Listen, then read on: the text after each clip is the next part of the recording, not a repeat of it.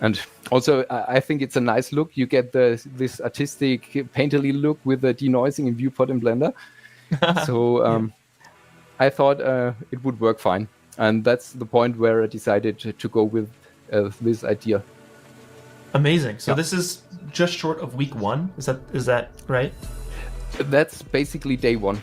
Day one after I had gathered all the four different stories I would try to do, and that's the first test on day one, basically. This is the first test in 3D on day one, but it took you a couple or a few days to get. Yeah, it was day 4 or 5, I guess. Yeah. Within the whole process.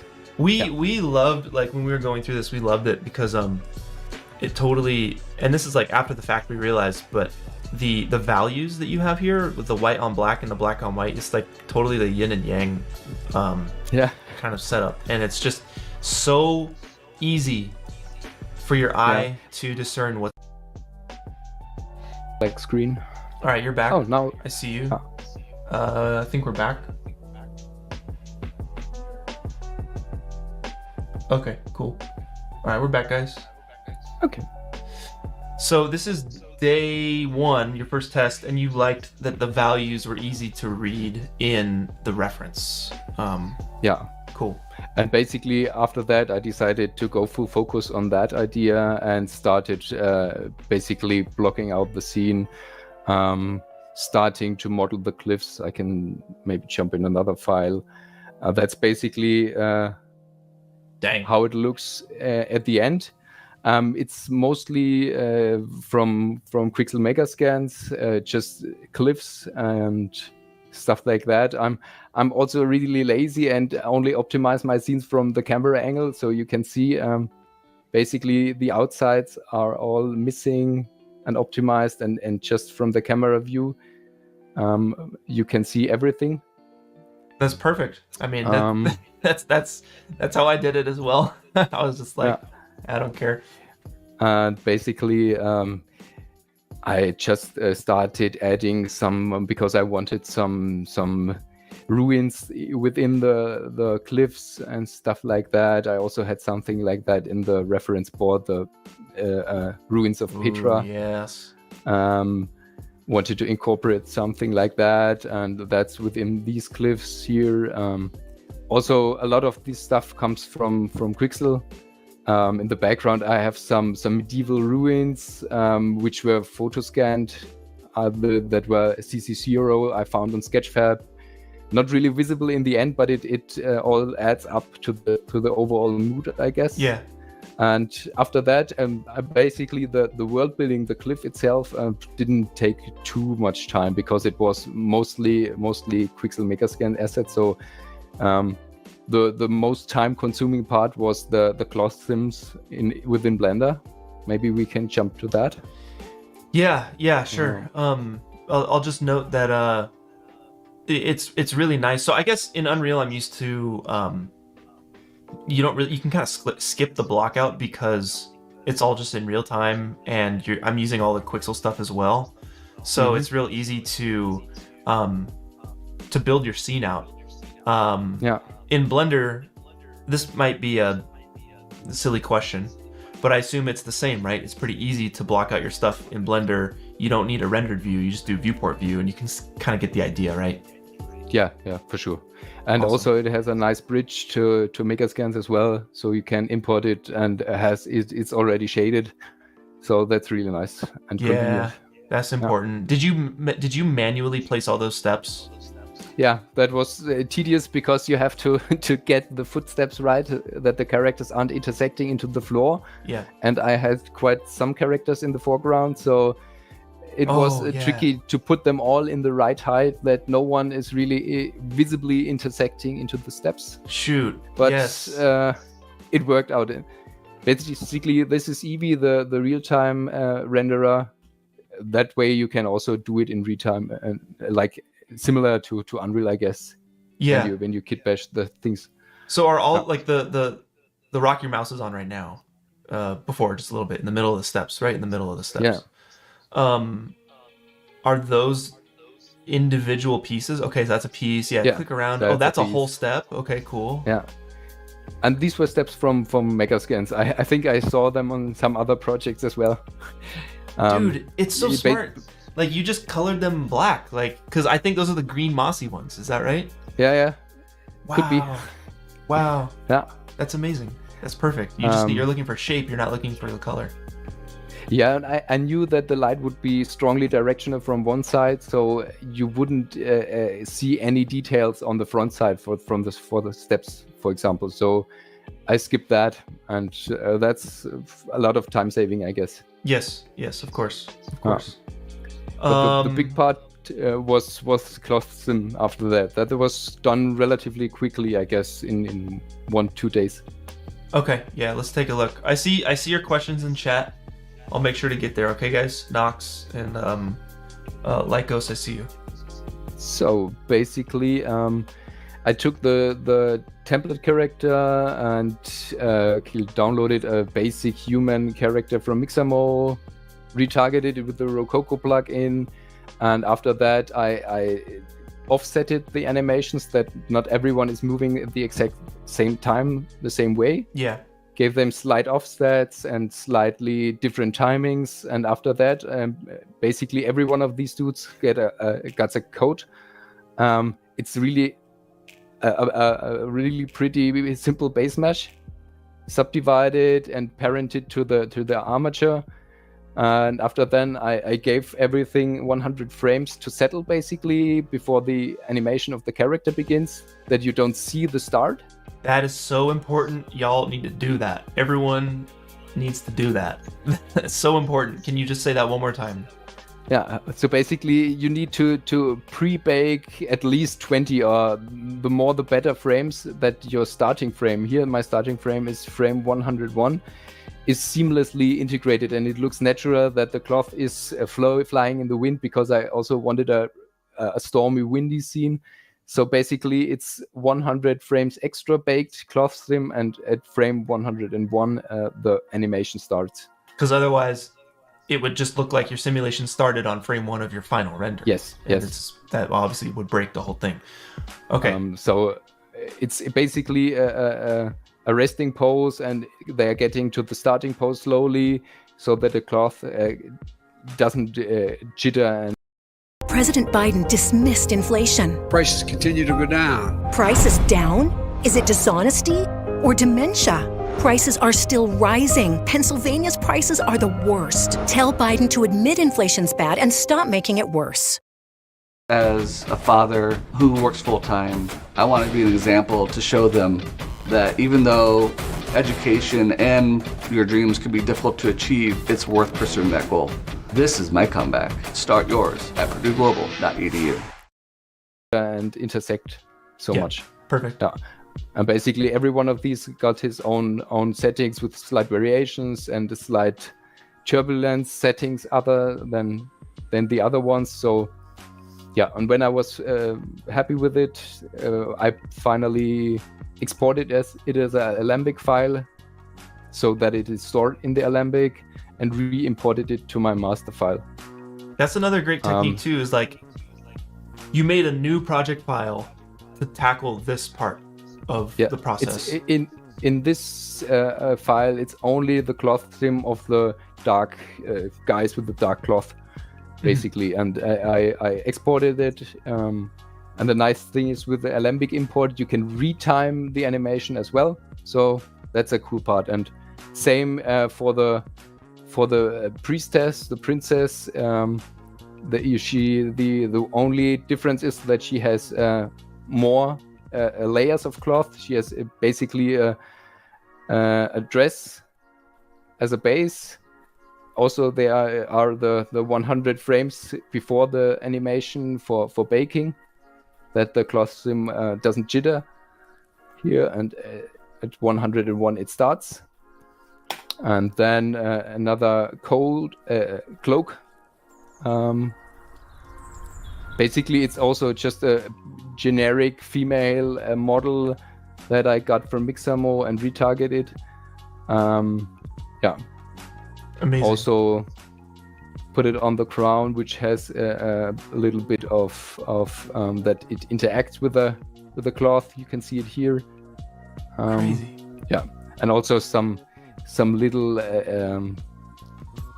jewelry and stuff like that. Some chains.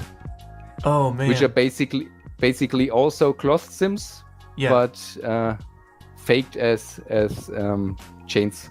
Jewelry sim. Yes, perfect. Basically, you can see it looks like a chain, but it's basically just a band of cloth that is simulated. And after the simulation, I ran it through geometry nodes and generated the chain. So good. Yeah, so good. Yeah. Really so nice. That's basically the character part. Yeah. Okay, what about the guys up top? Can you show us final real quick? Go back to the final, and we just get a refresh. Sure. So you got. That was also. Sorry. No. Go ahead. That was also tricky because the dissolving part, I had different ideas in mind how the cloth could transform to the ravens flying away, and try to morph the cloth directly into the shape of the raven, which didn't work out that great. So I basically faked it, and the dissolving cloth dissolves into feather particles and reveals the bird which is under the cloth basically, and scales up at the exact same right time. Yeah. I can show you in a little bit in a file basically. Yeah, just a heads up, we got 10 minutes. Okay. You're doing great. Okay. This is nice. Yeah. Basically, it's just the cloth shader dissolves with a noise pattern while spawning these feather particles. Oh wow! And revealing the bird that is underneath. It's just perfect. fake, but it works, and with volumetrics and stuff like that, it blends in really nice, I guess. So you do an alpha fade with the noise. Yeah, noise for sure. It's a procedural Musgrave noise which dissolves the cloth and spawns the particles and reveals the bird. Dude, how are you animating birds? It's really just simple as that. It's just a repeating pattern, and after that I changed the speed of the pattern. And basically, when you get randomness in the path that the bird is flying, it looks quite natural, I think. So you're animating a bird like this, and then do you put it on a spline? Do you have it follow a spline, or what? Yeah, it basically follows a spline. And the bird also wiggles down, up and down on the spline a little bit. So it's just a looping, and I have two different motions in Blender. I can switch. It's an idle motion where the wings are spread and not moving that much, and the classical flapping of the wings. And I can switch between them and blend between them, and that way it's looking, I guess, quite natural. How long does it take you to do these birds, dude? That would have taken me a week. Half a day, I guess, because I knew they were relatively small, and you wouldn't see that many details. Also, it's not done for a close-up of a bird, man, for sure. I just remember them. It just looked perfect. It just looked, oh, these are birds. These aren't 3D birds. These are just birds. That's crazy. All right, that's really cool the way you transformed it there. Wow. Yeah. Maybe I can show a little progression of the renderings where I started. This was a early test where you can see the cloth was totally different from the settings. It looks more like it's underwater, but I generally got the vibe, the lighting, the mood that was important at this step, and also did some cloth shading tests with translucency and stuff like that. Then I also had a red variant where the main character had a red cloak for even more readability, but I dismissed that idea because I wanted to get back to the more monochromatic look. This was a more oversaturated style, basically. And you see, I guess I changed the cloth setting and the simulations 20 times, reinforced and exported the Alembic file again, and changed the wind and turbulence settings, exported again. Yeah. Okay. And basically, that's the way my Pure Beauty render looked. It's interesting to see that Robin had quite a different approach, because I'm usually tending to do most of the part in 3D and get to the desired look the closest I could tweak it in Blender, and only do minor compositing, I would say. Yeah. Because this is the Pure Beauty render out of Blender, and basically that is the final So shot good. with the effect layers and some color correction and some grading in DaVinci. It has some effects like a slight vignette and a slight chromatic aberration, film grain and stuff like that, but it's generally not totally different from the beauty render out of Blender. Yes. Yeah. Yeah. But I think the difference between the beauty out of render and the final is huge, even though it's super subtle. It's subtle, but it's yeah, you're right. It's huge. I also think it gives it a little more of a filmic look. Yeah. The lifted blacks and like the grain, it gives it texture. I also rendered some effect passes. Here is one. Oh, that looks so cool. For example, it's basically just a strong spotlight lighting only the main character. The rest of the scene is ignored, and only the indirect light coming from the cloth of the main character is lighting the scene. And That's I so mixed cool. that in the compositing. I guess it's not that much visible. It's 20% opacity max, I guess, but it all adds up, and you get a nice effect at the end. Also, another pass with some god rays that are slightly incorporated. And what do you comp Also, as again?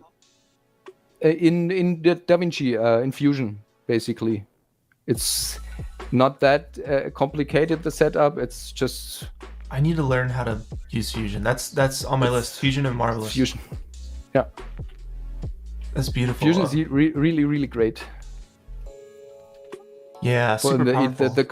the combination with DaVinci is priceless. Truly, it's free. It's nuts. I mean, it's or $200 or $300 for like one time. Yeah.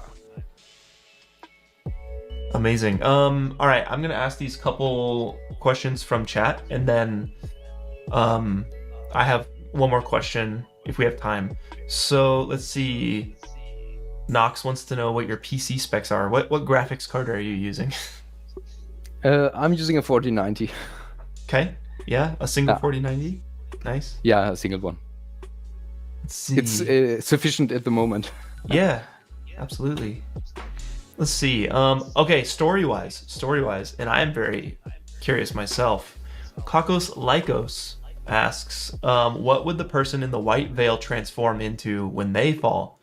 If the others are turned into bats, a white bat, a pigeon, what? I didn't think about that. Someone earlier said it would be a seagull. Maybe it's a seagull. Yeah, a it's like big white bird. yeah, a maybe, big white bird or something. Falcon. Yeah, it's a really cool story. Amazing, super unique. Let's see. Thanks. How did you achieve the volumetrics? Is it fake alpha clouds or? Oh, it's basically done in Embergen. Basically, Embergen has a lot of powerful presets. Maybe my computer is fast enough that I can hop into Embergen.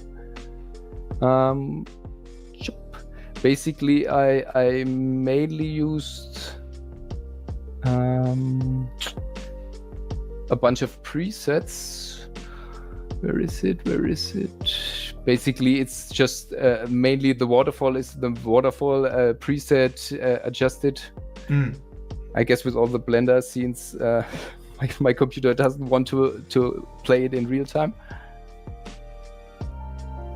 It's okay.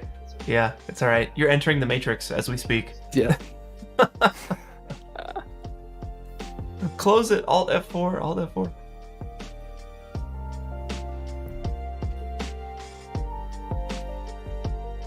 Are you alive? What happened? Can I even hear you anymore? Can you hear me? Am I still on stream? I don't know. Stream-wise, we're good. Manuel, I don't know if I lost you or not. Okay. I can't hear you. I will get back into Discord and here I am again. Hey, you're back. Are we still live? You're back. Amazing. Oh, it was one file too much. Yeah, dude, careful. You can't just be opening Embergen when you have everything else open. It's dangerous work. We got about a minute left. Let's see. Any other questions? Other questions from people. I mean, I guess I'll ask you this: How was this challenge for you? Did you have fun? Was it different than the last one? Like, I think at the end of the day, how do you feel about everything? Oh, it was great to finally start over again. I was really having a lot of fun in this one. Generally, it's exciting the first day when you try to get an idea what you're going for, and I'm talking to my wife and asking, "Hey, what about this idea? Is it cool?" And that's the most interesting part for me. And after Dickly, how close you can get to your reference points, and to achieve to be happy with it by yourself. So. Yeah, not just the internet and everyone else, so you have to be happy with it, so that's a big part of it. Absolutely. To call it finished in the end. I would agree. It's important to make art for yourself and not for others. That'll fulfill you. I think the other way around is from the outside in. Yeah. And it's tough, really tough. But man, thank you once again. Congratulations again, and Thanks for taking the time to share with us. That was a great breakdown. I learned a lot here. It's really cool to see your workflow, man. This is the best. Thank you. Thank you.